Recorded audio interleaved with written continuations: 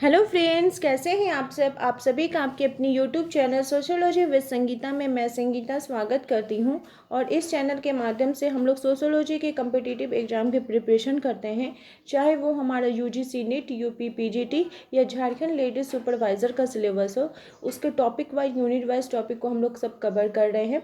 जैसा कि मैंने आप लोग को प्रॉमिस किया था कि रात का जो क्लास होगा उसमें हम लोग थ्योरी करेंगे और मॉर्निंग की क्लास में हम लोग एमसीक्यू करेंगे। तो इससे क्या हो जाएगा कि हम लोग को बेस पूरा अच्छे प्रकार से समझ में आ जाएगा और साथ ही साथ ये भी पता चल जाएगा कि टॉपिक से रिलेटेड किस प्रकार के क्वेश्चन पूछे जाते हैं। तो कल का जो हमारा टॉपिक था हर्बर्ट स्पेंसर, उसी से रिलेटेड आज का एमसीक्यू है। तो चलिए क्लास को स्टार्ट करते हैं। और आप सभी से मेरी रिक्वेस्ट है कि अगर आपको क्लास हेल्पफुल लगे तो अपने दोस्तों के बीच इसे ज़्यादा से ज़्यादा शेयर जरूर करें। और मेरे चैनल पर नए हो तो प्लीज़ लाइक और सब्सक्राइब करना ना भूलें। आपके लाइक, आपके कमेंट मुझे मोटिवेशनल का काम करते हैं। तो सबसे पहला जो हमारा आज का क्वेश्चन है वो यह पूछा जा रहा है कि औद्योगिक समाज का प्रयोग समाजों के वर्गीकरण में किसके द्वारा किया गया था। हर्बर्ट स्पेंसर जी ने दो प्रकार के समाजों की बात की थी। तो एक तो उन्होंने औद्योगिक समाज की, कहेंगे आपको तीन भी देखने को मिलेगा। तो औद्योगिक समाज का प्रयोग समाजों के वर्गीकरण के संदर्भ में किनके द्वारा किया गया था। कॉन्ट, दुर्खीम, मैक्स वेबर या स्पेंसर। तो इसका राइट आंसर स्पेंसर जी हो जाएगा। इन्होंने सामाजिक उद्विकास की प्रक्रिया के कुछ निश्चित स्तर से होकर गुजरने की बात की थी। इसी प्रक्रिया के दौरान समाज का सरल रूप जटिलता को प्राप्त कर लेता है। स्पेंसर के अनुसार आधुनिक समाज तीन चरणों से होकर गुजरता है: आदिम, बर्बर और औद्योगिक। यहाँ पे इन्होंने तीन प्रकार की बात की है। हमारा जो नेक्स्ट क्वेश्चन है वो यह पूछा जा रहा है कि हर्बर्ट स्पेंसर ने किससे प्रेरित होकर सामाजिक समझौते के सिद्धांत को प्रतिपादित किया था। हर्बर्ट स्पेंसर को चार्ल्स डार्विन का बुलडॉग भी बोला जाता है। तो इन्होंने किससे प्रेरित होकर बात की थी। इन्होंने चार्ल्स डार्विन के बारे में बात की थी। तो इनकी जो थ्योरी है वो किससे प्रभावित है, तो चार्ल्स डार्विन से प्रभावित होकर उन्होंने अपनी थ्योरी को दी थी। और इन चार्ल्स डार्विन के जो सिद्धांत थे उसको उन्होंने फॉलो किया था, उनके सारे सिद्धांतों को अपने थ्योरी में भी यूज़ किया था। तो ये जो चार्ल्स डार्विन ये भी बहुत इंपॉर्टेंट हो जाता है। तो हर्बर्ट स्पेंसर ने चार्ल्स डार्विन के जैविकीय उद्विकास बायोलॉजिकल इवोल्यूशन से प्रभावित होकर सामाजिक संरचना यानी सोशल स्ट्रक्चर एवं विभिन्न अंगों तथा प्रकारों के बीच पाए जाने वाले परस्पर निर्भरता के संबंधों की व्याख्या की है।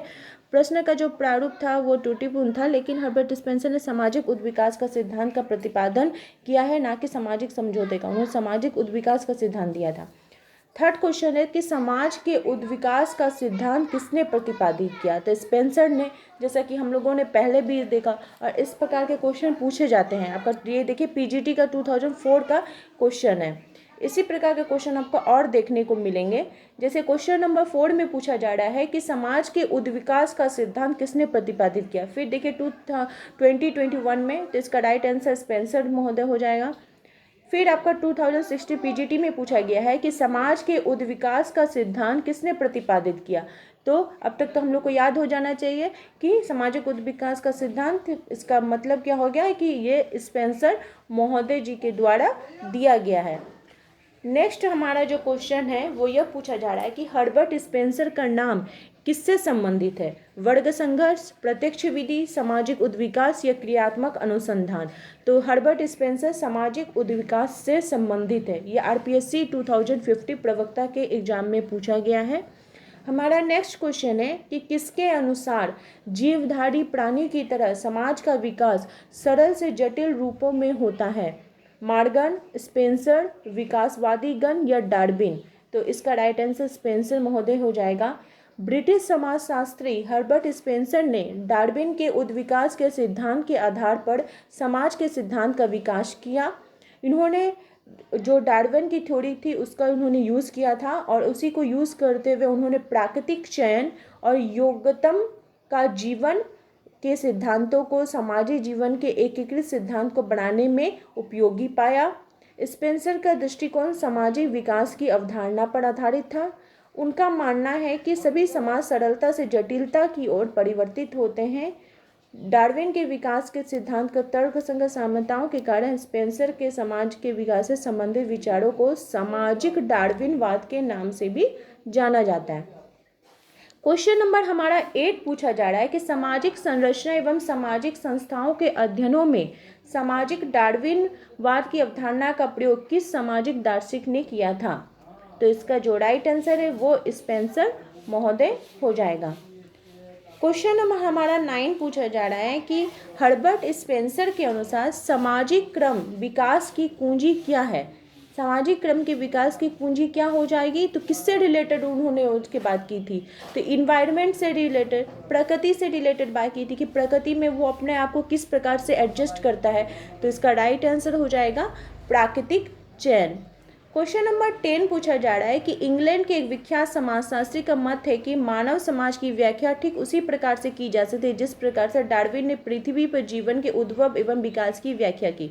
तो ये कथन किनके संदर्भ में है और वो कौन सा समाजशास्त्री हैं। तो वो हर्बर्ट स्पेंसर है। ये पीजीटी 2000 में ये क्वेश्चन आया था, पीजीटी के एग्जाम में ये भी पूछा गया था। हमारा नेक्स्ट क्वेश्चन है कि मानव समाज एक जीवी के रूप में निम्नलिखित में से किससे कल्पित किया था। तो हमारा जो ये क्वेश्चन है कि मानव समाज एक जीवी के रूप में निम्नलिखित किससे कल्पित है, तो ये स्पेंसर महोदय जी से कल्पित है। ये आरपीएससी प्रवक्ता परीक्षा 2015 में ये क्वेश्चन पूछा गया है। सब देखिए प्रीवियस ईयर के क्वेश्चन हैं और इसलिए ये सारे क्वेश्चन इंपॉर्टेंट हो जाते हैं। हमारा नेक्स्ट क्वेश्चन है कि समाज की संरचना की बात कहने वाले प्रथम विचारक कौन थे। सामाजिक संरचना ये शब्द किनके द्वारा दिया गया था। तो ये स्पेंसर जी के द्वारा दिए गए थे। ये इसके जो संरचना शब्द के उन्होंने इसको सबसे पहले प्रयोग किया था। तो इसमें उन्होंने अपनी पुस्तक सिस्टम ऑफ कॉन्जुगेलिटी एंड एफिनिटी में इसको यूज़ किया था। और समाजशास्त्र में संरचना एवं प्रकार जैसे शब्दों का प्रयोग प्रथम से स्पेंसर जी को जाता है। स्पेंसर का कहना था कि समाज की तुलना शरीर से कर हम आसानी से उसे समझ सकते हैं। और इमाल दुर्खाई ने भी इस उपमा का प्रयोग जगह जगह पर किया है। रेडक्लिफ ब्राउन ने भी संरचना संबंधी विचार को दुर्खिम से ग्रहण किया है। Evans Pritchard, Fortes, Forde, Radcliffe Brown ने भी इसका अनुसरण करते हुए समाज के अन्य पक्षों तथा इसके राजनीतिक संरचना, नातेदारी की संरचना आदि पर अपना अध्ययन केंद्रित किया है। दूसरी ओर जो फ्रांसीसी संरचनावादी क्लाउड लेवी-स्ट्रॉस उन्होंने भी इसको यूज़ किया है। तो सामाजिक संरचना से रिलेटेड बहुत सारे आपको थिंकर देखने को मिलेंगे। इसमें लेवी-स्ट्रॉस जी का अमूर्त सिद्धांत था, रेडक्लिफ ब्राउन का भी सिद्धांत था। इन्होंने भी एक अमूर्त कल्पना के आधार पर इसको व्याख्या की है। तो इसको सबको आपको अलग से करके लिखना पड़ेगा कि किन्होंने किन्होंने सामाजिक संरचना की बात की है। हमारा क्वेश्चन नंबर 13 पूछा जा रहा है कि कौन सा सिद्धांत हर्बर्ट स्पेंसर द्वारा प्रतिपादित है। उद्विकासीय सिद्धांत, प्रकार्यात्मक सिद्धांत, संघर्ष का सिद्धांत या दोनों, बी और सी दोनों। तो हर्बर्ट स्पेंसर मतलब उद्विकासीय सिद्धांत। उद्विकास की अवधारणा का सर्वप्रथम प्रयोग प्रसिद्ध वैज्ञानिक चार्ल्स डार्विन ने 1859 में जीवों के विकास को समझने हेतु किया था।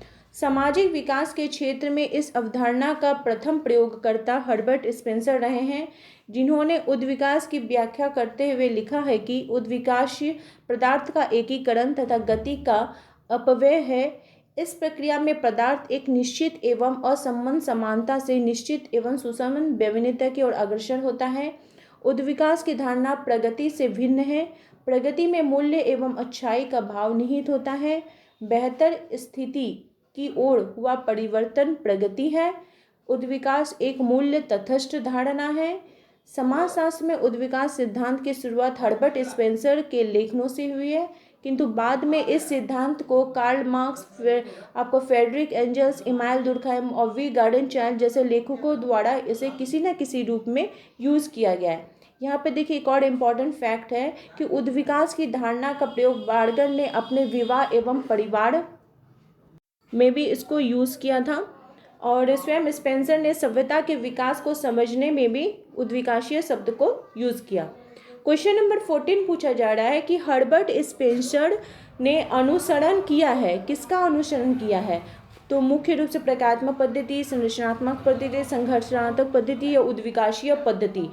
तो इसका जो राइट आंसर है वो हो जाएगा उद्विकासीय पद्धति का हर्बर्ट स्पेंसर जी के द्वारा प्रयोग किया गया था। ये जीआईसी परीक्षा 2017 में ये क्वेश्चन आपसे पूछा गया था। क्वेश्चन नंबर 15 पूछा जा रहा है कि सामाजिक उद्विकास की अवधारणा का प्रतिपादन सर्वप्रथम किनके द्वारा किया गया। ये पीजीटी 2010 का क्वेश्चन है। तो सामाजिक उद्विकास जैसे ये शब्द आएगा हमारे दिमाग में हर्बर्ट स्पेंसर जी तुरंत आ जाना चाहिए। क्वेश्चन नंबर 16 पूछा जा रहा है कि जब तक सामाजिक व्यवस्था का प्राकृतिक नियमों में विश्वास कर सहमति नहीं होती तब तक पूर्ण रूप से समाज का स्वीकार नहीं किया जा सकता। समाज के वैज्ञानिक अध्ययन की उत्पत्ति के बारे में यह किसका कथन है। तो यह स्पेंसर महोदय जी का कथन है। इन्होंने समाज के वैज्ञानिक अध्ययन की उत्पत्ति के बारे में स्पेंसर ने कहा है कि क्या कहा है कि समाज जब तक सामाजिक व्यवस्था का प्राकृतिक नियमों में विश्वास का सहमति नहीं होती तब तक पूर्ण रूप से समाज का स्वीकार नहीं हो सकता। क्वेश्चन नंबर हमारा 17 पूछा जा रहा है कि सावयवी दृष्टिकोण समाज का सावयवी दृष्टिकोण किनके द्वारा रखा गया है। तो समाज का जो सावयवी दृष्टिकोण है यह हर्बर्ट स्पेंसर जी के द्वारा रखा गया है। ये पीजीटी 2013 में क्वेश्चन पूछा गया था। सावयवी दृष्टिकोण किनके द्वारा है। तो हर्बर्ट स्पेंसर जी के द्वारा दिया गया है। इसकी हम लोग व्याख्या को देख लेते हैं कि क्या बोला जा रहा है। तो 19वीं सदी के उत्तरार्ध में सामाजिक चिंतन पर प्राणी शास्त्रीय खोजों व तथ्यों का प्रभाव पड़ने लगा था। इनके सिद्धांतों के माध्यम से समाज की प्राणिशास्त्रीय विधि से विवेचना और विश्लेषण किया जाने लगा। समाज की बनावट उसकी कार्य प्रणाली की तुलना शरीर की संरचना और कार्यों से की जाने लगी। शरीर की बनावट तथा इसकी कार्य पद्धति अथवा प्रक्रिया की तुलना करने वाले चिंतक हर्बर्ट स्पेंसर थे। स्पेंसर के विचारों में समाज का सावयवी सिद्धांत अपने महत्वपूर्ण स्थान रखता है। इन्होंने समाज को जीवित शरीर की तरह माना है। मतलब समाज को उन्होंने मनुष्य के शरीर के साथ तुलना की है और इसी को समाज का सावयवी सिद्धांत बोला जाता है। क्वेश्चन नंबर 18 पूछा जा रहा है कि सावयवी सिद्धांत का प्रतिपादन कौन है। फिर से रिपीटेड क्वेश्चन है, स्पेंसर जी। क्वेश्चन नंबर 19 पूछा जा रहा है कि आपका समाज का जो स्पेंसर का जो मानव शरीर का के बीच जो कई बिंदु हैं उसके बारे में कौन बात करते हैं। तो इसका जो राइट आंसर है वो हो जाएगा सावयवी सिद्धांत। क्योंकि देखिए समाज और मानव का शरीर के बीच जो तुलना है ये किनके द्वारा की गई थी। तो हर्बर्ट स्पेंसर जी के द्वारा की गई थी। इन्होंने समाज की तुलना मनुष्य के शरीर से की थी कि जिस प्रकार से मनुष्य के शरीर का कोई अंग अगर उसमें थोड़ी कमी आ जाती है या कुछ उसमें खराबी आ जाती है तो मनुष्य के शरीर के संरचना में भी खराबी आ जाती है। ठीक उसी प्रकार से समाज में भी कोई किसी उसका कोई एक अंग होता है जिसका संरचना अगर गड़बड़ हो जाता है तो समाज का भी संरचना जो है उसमें भी थोड़ी गड़बड़ हम लोग को देखने को मिलती है। चाहे आप कोई भी क्षेत्र ले लीजिए, शिक्षा, आपका संस्कृति, रीति रिवाज, कोई भी क्षेत्र में सभी से मिलकर ही तो समाज बनता है। समाज का तो ऐसे अलग गठन नहीं किया जा सकता है। तो सारे जो समाज के अंतर्गत चाहे वो व्यक्ति ही क्यों ना हो, व्यक्ति भी और समाज भी एक दूसरे से को रिलेटेड है। तो कोई भी क्षेत्र जो समाज का है जिससे समाज की गठन किया जा रहा है उसमें अगर किसी भी प्रकार की अगर कमी हम लोग को देखने को मिलती है तो वो शरीर को भी समाज को भी हानि पहुंचाती है। ये सावयवी सिद्धांत पर आधारित है। इन्होंने इसकी तुलना मनुष्य शरीर के साथ की थी। क्वेश्चन नंबर 20 पूछा जा रहा है कि किसने समाज का वर्गीकरण संघर्षशील एवं औद्योगिक के रूप में किया है। तो इसका राइट आंसर हर्बर्ट स्पेंसर जी हो जाएगा। हर्बर्ट स्पेंसर ने समाज के वर्गीकरण में संघर्षशील एवं औद्योगिक में बांटा है। इन्होंने परंपरागत समाज को संघर्षशील तथा आधुनिक समाज को औद्योगिक समाज, संघर्षशील समाज जिसको कबीला समाज भी बोला जा रहा है, किसने समाज को मिलिटेंट और औद्योगिक में वर्ग किया। यहाँ पे मिलिटेंट्स भी शब्द आपको देखने को कहीं कहीं एग्जाम में मिल सकता है। तो ये स्पेंसर है। औद्योगिक समाज आप याद रखिएगा ना, औद्योगिक समाज किनका है तो वो हर्बर्ट स्पेंसर जी का है। क्वेश्चन नंबर हमारा 22 पूछा जा रहा है कि संघर्षशील समाज एवं औद्योगिक समाज शब्दों का प्रचलन किनके द्वारा किया गया था। तो संघर्षशील समाज, औद्योगिक समाज, ये हर्बर्ट स्पेंसर जी के द्वारा बोला गया था। क्वेश्चन नंबर 23 बोला जा रहा है कि समाज के सावयवी उद्विकास का विवेचन निम्नांकित में से किसने किया था। मैकाइवर, स्पेंसर, मार्क्स या पार्सन्स। तो इसका जो राइट आंसर है वो हो जाएगा हर्बर्ट स्पेंसर जी के अनुसार सामाजिक संरचना एवं साम्यवी संरचना के बीच बहुत बातों की समानता पाई जाती है। साम्यवी संरचना की तरह सामाजिक संरचना के विभिन्न अंग अपने विशिष्ट प्रकारों एवं परिवर्तन होने से सामाजिक संरचना में परिवर्तन उत्पन्न करते हैं। जैसे जैसे सामाजिक संरचना का विकास होता है वैसे वैसे अंगों का प्रकारों में घनिष्ठता भी बढ़ती रहती है। क्वेश्चन नंबर 24 पूछा जा रहा है कि सामाजिक उद्विकास की अवस्थाओं का विश्लेषण सरल यौगिक, दुगनी यौगिक और तिगुनी यौगिक के रूप में किसने किया है? तो ये हर्बर्ट स्पेंसर जी ने सरल यौगिक, दुगनी यौगिक और तिगुनी यौगिक की बात की है। इनके द्वारा जो समाज के उद्विकास की अवस्था है उसका वर्गीकरण किया है। इन्होंने सरल यौगिक, दुगनी यौगिक और तिगुनी यौगिक के रूप में इसको वर्गीकृत किया है। क्वेश्चन नंबर 25 पूछा जा रहा है कि निम्नलिखित में से कौन सा वर्गीकरण हर्बर्ट स्पेंसर के नाम के साथ जुड़ा हुआ है? गेमिन्स ऑफ परिस्थिति, सैनिक समाज या आंतरिक समाज? तो ये किनके द्वारा दिया गया है, जुड़ा हुआ शब्द है। तो जो सैनिक समाज है उसको औद्योगिक समाज भी बोला जा रहा है, उसी को बोला जाता है। तो हम कह सकते हैं कि हर्बर्ट स्पेंसर जी किसके साथ जुड़े हुए हैं? तो ये औद्योगिक समाज या सैनिक समाज के साथ जुड़े हुए हैं। आप इसकी हम लोग व्याख्या को देख लेते हैं कि इनकी व्याख्या क्या बोली जा रही है। हर्बर्ट स्पेंसर ने समाज को दो भागों में बांटा है, सैनिक समाज एवं औद्योगिक समाज, मिलिटेंट और इंडस्ट्रियल सोसाइटी।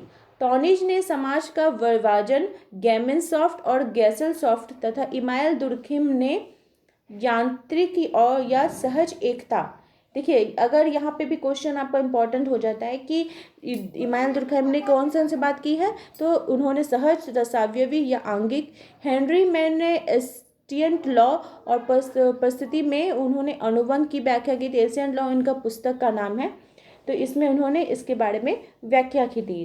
तो आई होप आप लोगों को आज का जो क्वेश्चंस का सीरीज़ है वो बहुत ही हेल्पफुल लगा होगा। इसी प्रकार से क्वेश्चंस जो है हम लोग टॉपिक से रिलेटेड करते रहेंगे, इसलिए आप लोग सभी इस चैनल के साथ जुड़े रहिए। आप सभी का इस चैनल के साथ जुड़े रहने के लिए बहुत बहुत धन्यवाद।